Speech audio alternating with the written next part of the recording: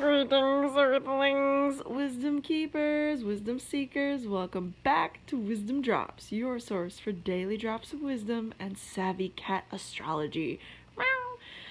My name is Tanya, and today we are talking about when you have planets in the first house, or on the ascendant, in other words. What does that mean exactly? People often ask me this when looking at their chart, and I say, oh, you have Mercury in the first house. That's very good. Or, oh, you have this planet on your ascendant. People are like, what does it mean?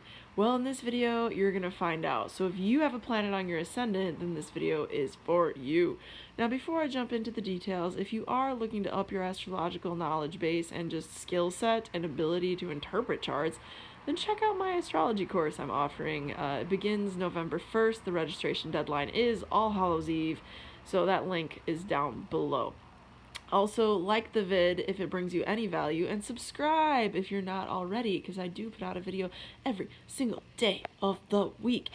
Now, with all of that said, when you have a planet in the first house or conjunct the ascendant, what it's effectively doing is serving as a filter, part of the filter through which the world experiences you. So the ascendant sign in general is kind of like the mask that we wear throughout life, or how people encounter us, the filter through which people experience us in this lifetime, right? And in some ways it colors our physical embodiment because of this. So people often see you as your ascendant, right, at first glance or first meet. Now, with that said, put a planet there, what happens? That planet, if it's Venus, if it's Mercury, if it's Mars, if it's Jupiter, if it's any planet, right? That planet that is in the first house, conjunct the ascendant, becomes part of the filter through which people experience you. So you could have something like a Virgo ascendant and have a planet there like Venus on the ascendant in Virgo, and that's going to give a very different experience of Virgo energy than somebody who just had Virgo ascendant with no planets there.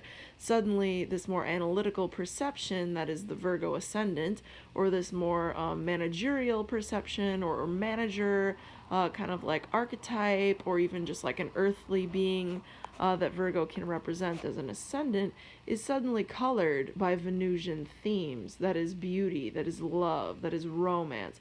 Granted, Virgo in its nature, because the Venus would be in Virgo in this instance, but you get the idea. And, you know, usually if you do have Venus on the ascendant, you're very beautiful physically to people, and you're seen more as like a partner kind of energy that people look for, that seek out, that you in that context. So it's really dependent upon all the other things in the chart, of course, but just to give you the idea, if you have Neptune on the ascendant, people are going to see you as more ephemeral, and they might fantasize about you more. They might see you as a mystic, as somebody of another world, another plane, otherworldly.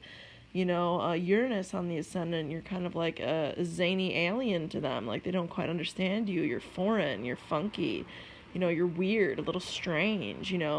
Pluto on the ascendant, you're a tantress, you're somebody who's a temptress, possibly, in their perception. Very sexy, conducting sexual energy, definitely, without even trying. This is what people with Pluto on the ascendant deal with. Mars on the ascendant, people could see you as a hothead, or very passionate, very sexy. Mars is the planet of passion, in this more aggressive sense of the word. The sun on the ascendant, people see you as a luminary, similarly to Jupiter, but a personality that stands out and is meant to be celebritized in some way, shape, or form. Jupiter, a wise person, a sage of some form, somebody who has noble energy and noble knowledge. Saturn, somebody who has that deeper elder energy within them, or even authoritarian, a boss. We can go on, but I think that's the majority of the planets that I just listed there. So basically the whole idea is that if you have a planet on your ascendant, it's going to filter how people experience you, and the sign that the planet is in and that your ascendant is in is going to influence that, but not be the end-all be-all determination as to how they do experience you, because the planet in and of itself, with the vibration that the planet carries, is going to be part of that filter process through which the world experiences you. So I would love to hear if you have a planet conjunct your ascendant or in your first house. Leave us a comment down below. Let me see what's going on in your chart in this vein, because it's always interesting to hear from people and their own experiences of this. Astrologers are always learning and always gaining, we're always collecting information and experiences. So I would love to hear if you know that, like, Mars is on my ascendant and this is how people seem to perceive me. That's just fun to know. It's fun to talk about. So let's do it. Like the vid if it brings you any value, brought you any value. Subscribe if you're not already. And with that said, my friend, through next time, until next time, may the stars be with you. Peace.